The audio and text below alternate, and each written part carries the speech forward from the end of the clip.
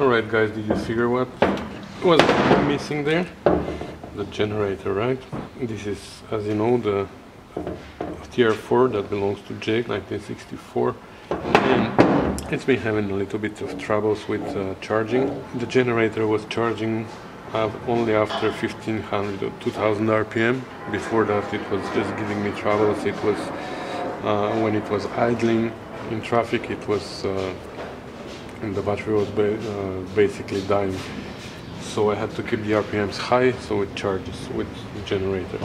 So I finally managed to convince Jake to convert it to an alternator. But the thing is, with the alternator now, we have to find a way to install this pulley here. Because this pulley is for I think 3/4 7-inch belt. This is for 1/2 inch, the original one on the TR6, and because it won't fit this belt, we didn't even buy it. And then the other thing is gonna be the mount, because the mount is different obviously, but at least the front mount is even the front mount, where the front mount is, it's not gonna line up the pulley. So we need to mount this a little bit further back, so the pulley ends up where it was before. One more thing is the connector. We bought new connector for 2 years, so we're gonna have to install the connector on the harness so it fits here. And the last thing is gonna be the voltage regulator, because you know, the generators use voltage regulators to control how much they charge the battery so they don't overcharge. But the alternators, they have that internally.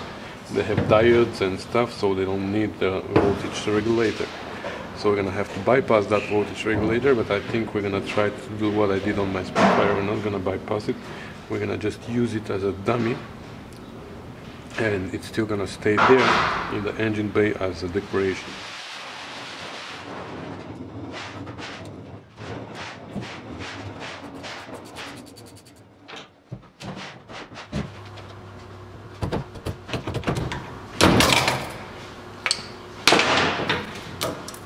That was easy. Alright, now pretty sure it's not gonna fit, but let's see.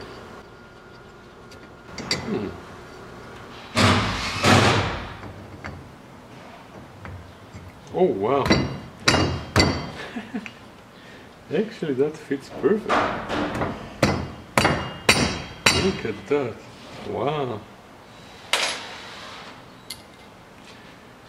Oh, that saved a lot of troubles, you know. Alright, before we install it on the alternator though, the pulley, I want to measure what's the distance between, let's say, the end of the pulley and the front end of the bracket on the engine, which lays flat here. So, that's 1/450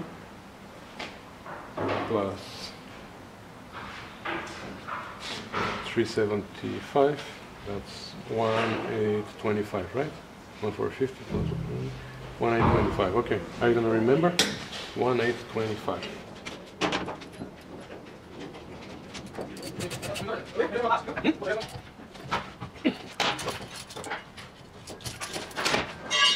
So now I'm pretty sure that the distance from here to here is going to be different, but I'm not sure.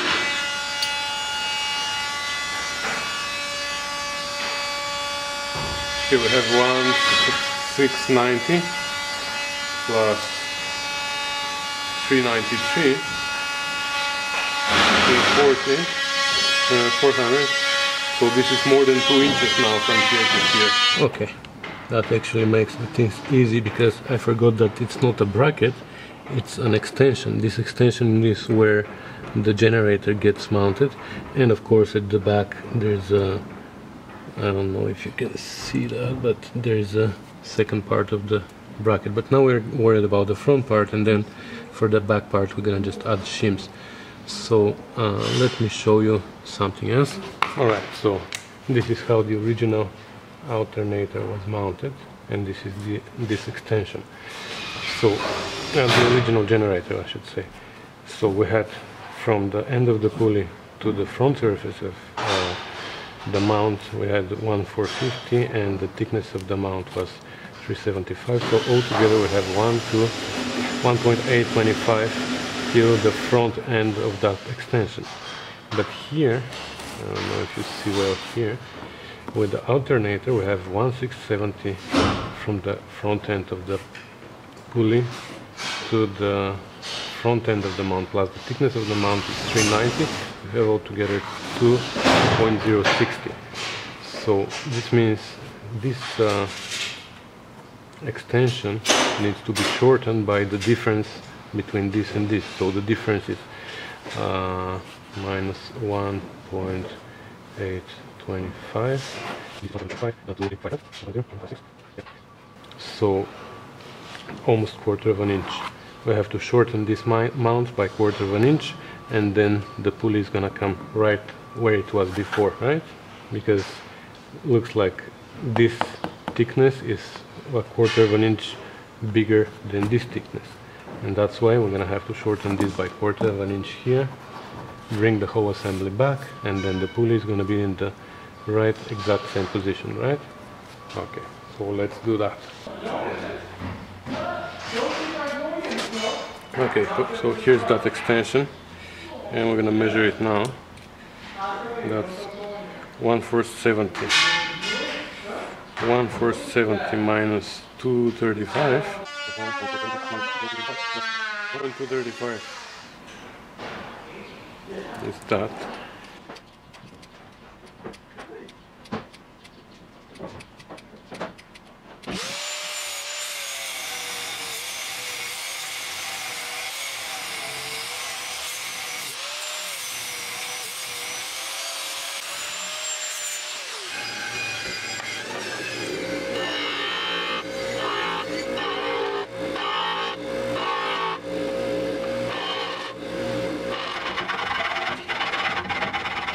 Okay, if we keep going with our drawing here, I just measured, and our bracket, which is on the car, something like that.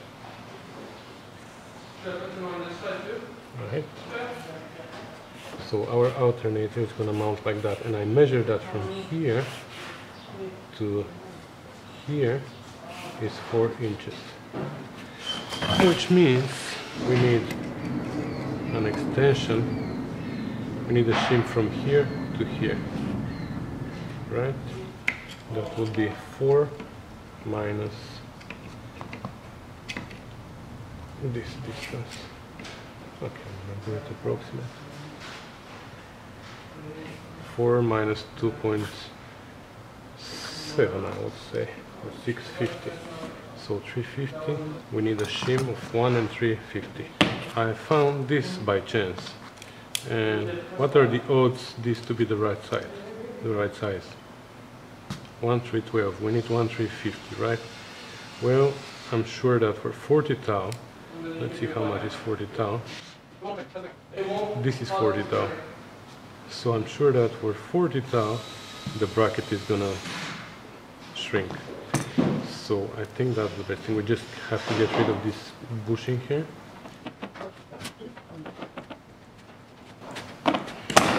I know this is a guide, but I also shortened this bushing. I want to put it back because otherwise the opening is too big for this boat, and it's going to play a lot. So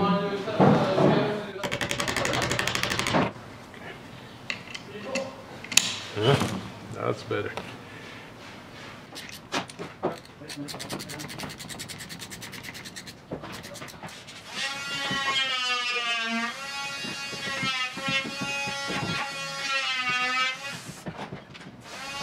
Alright, so far so good, but this, what should I call that? I don't know what is this called, but it looks like it is a little bit too short now, and also it needs to be a little bit more curved right here. So, because now it hits here, before it can go down there. But even if I curve it here, it is still not going to be long enough to reach that boat. So I'm going to extend it by 3/4 of an inch, and I'm going to give it a little bit of curve here. Okay, so I just drew it here, and that's the original shape.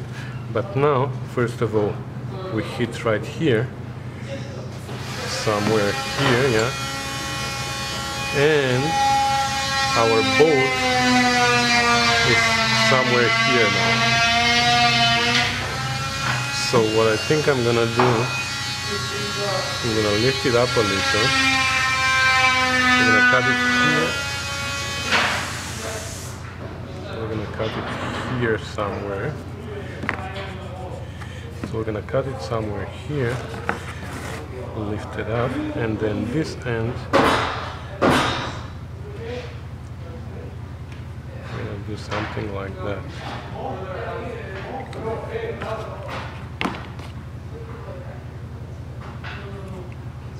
This is where our cut is, right? So it's gonna be something like that.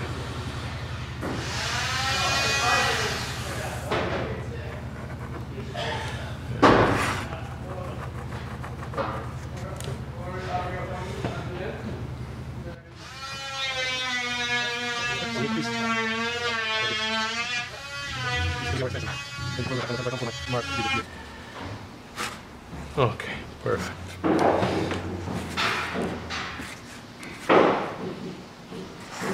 So now I can put it.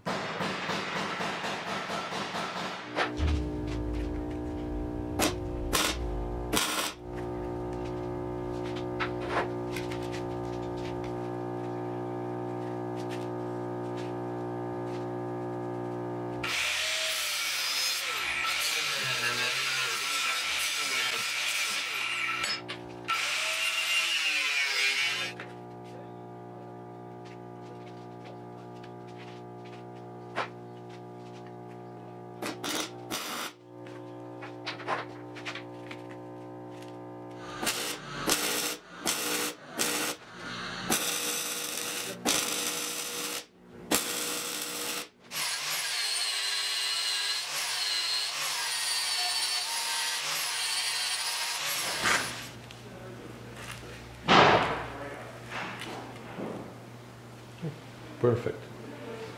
Alright, let's test fit it. Let's test fit it, and if it's okay, we're gonna take it out and paint it. Okay, now it fits fantastic right on the boat here. Just need to straighten this part here, you see, because it's a little bit on an angle. Because obviously before on the generator it was fitting on this side, but now I don't want to fit on this side because it is it's going to be dangerous to hit this fan. So I'm just going to straighten this part and I'm going to paint it. Okay, so I painted that, straightened it and painted it, and while it's drying I'm going to do the wiring here, just to the connector.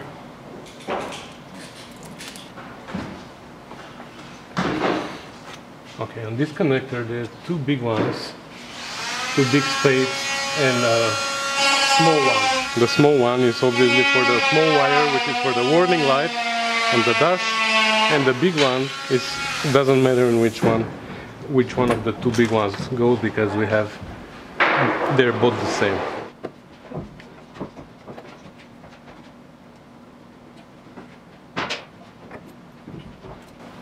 What I'm going to solder it just in case.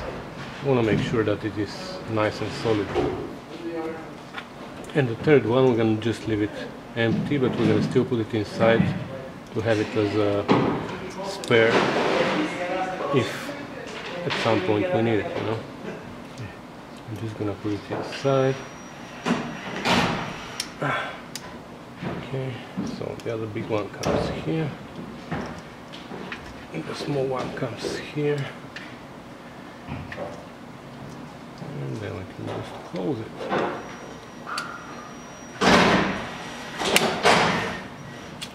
Perfect. Okay, now the voltage regulator. It has many wires here. I'm gonna just disconnect them all for now, and I'm gonna tell you what is what. And basically we have 3 big and 3 small wires. The three big wires are, one is coming from the alternator, brown and yellow. Brown and white goes to the ammeter. Brown and blue, or brown and green, yeah, this is brown and green, goes to the ignition switch. The small ones, the black is earth, the brown and yellow goes to the dash, and the brown and blue or green, I don't know what is that, is the little wire from the alternator. So I'll show you a schematic now to show you what are these wires actually. Alright, so on the voltage regulator here, I don't know if you can see, but there are letters A1, A, F, D and E, and these are for the 5 terminals here in front. We have more than 5 of course, but some of them are bridged, like this one is bridged with this one is bridged with this one, so there are actually 5. So I wrote those letters A1, A, F, D and E, and these are brown and blue wire. That's a big wire, like I'm gonna draw a big circle here. Brown and blue, big wire, goes to the ignition switch. Brown and white, a big wire again, goes to the ammeter, connects to A. On F terminal we have brown and green wire, and this is a little wire, one of the small gauges. So brown and green goes to the alternator, so this is the small gauge that goes to the alternator. Brown and green. On D we have 2 wires, one is small one, they're both brown and yellow, but one is small one and it goes to the dash, the other one is a big one and goes to the alternator. That's the big one of the alternator. So here's the small one from the alternator, and that's the big one from the alternator. And of course we have a small one which is black and it goes to earth. What actually happens inside the voltage regulator, the current that comes from the alternator through the big wire goes, and through these, when we open it, you'll see there are these big coils inside with contacts at the top, so somehow it decides when to close and when to open the circuit between here and here, between here and here and here and here. You know what I mean? So when the voltage goes above, let's say 13 volts or 13.5 volts or something like that, this circuit gets broken. It decides when to open and when to close. But now we have to make sure that this is always closed. So we just have to bridge these 3 wires. We have to make sure that we have a bridge between them, and we don't care about what's going on up there, because the current always takes the shortest cut, you know. The little one, the brown and green, that comes from the alternator, if you look underneath, so that's how it is, if you look underneath, that's the little one, so through a resistor it is connected to this one, so that goes to the dash. So I'm not really sure that I need to touch this one, so I'm not gonna touch it, but what I'm gonna do, I'm just gonna bridge these 3 wires, A1, A and D. And how I'm gonna do that, I'm gonna try to solder a big wire here underneath between these 3, and that's gonna be it. I'm not gonna bother anymore. And then I can still plug them in the same places, and everything should work as it should. And this is not gonna operate anymore as a voltage regulator. It's gonna be just a dummy box for decoration. So let me see if I can do that. Alright, so here's what I did. This and this are bridged now, and they're always connected. So I'm gonna install it on the car now, and we're gonna test it. Alright, I'm gonna hook it up first before I put it on the wall, because it's gonna be easier. So basically now, where the 3 big ones are, this one, and this one are considered one, right? Because they're all bridged, so all these are one. So it doesn't really matter which big wire goes where, but I'm still gonna put it the proper way, because just in case, you know. So A1 was the ignition switch, and that was brown and blue, so that goes there. The second one, the A, was brown and white, that's the ammeter, so that goes there. The other brown and yellow is the one, the big one coming from the alternator, So it goes there. The black one goes to earth. It's not good. This is gonna drain my battery. I don't think we need the earth. Okay, I'm gonna cut these wires here. Yeah, that's what I'm gonna do. I'm gonna plug it in, but I'm gonna cut these wires because if I use the earth, the little electromagnets inside are clicking, and that's gonna drain my battery even when the ignition is not on. So I'm just gonna cut this and move it away.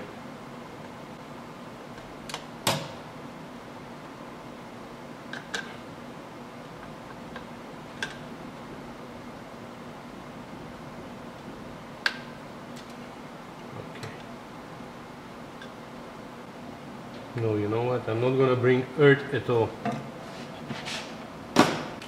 I'm just gonna cut this wire and don't tell anybody. It's earth, but it doesn't exist anymore. I don't want to bring earth inside because I'm gonna make a mess. I'm afraid that something's gonna touch there now.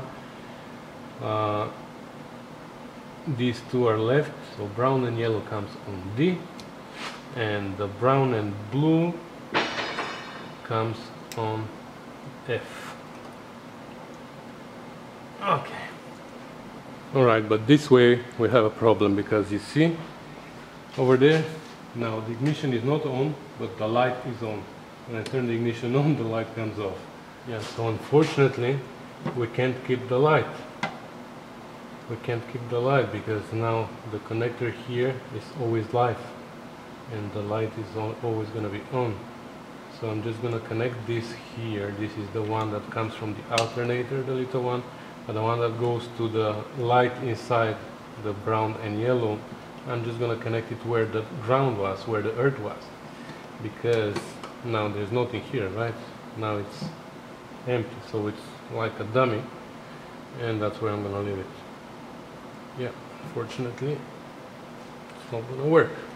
Alright, so we have the link installed now. The plug is plugged in at the back of the alternator, and we have my voltmeter is hooked up to the battery to see what the voltage is going to show us when we start the car. So let's start it.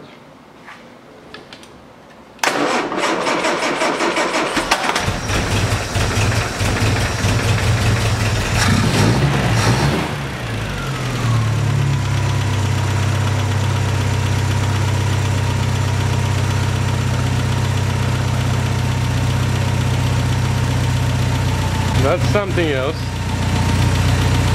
Alright, so that's it guys. I hope my video is helpful for somebody. Thanks for watching and thanks for subscribing. Bye.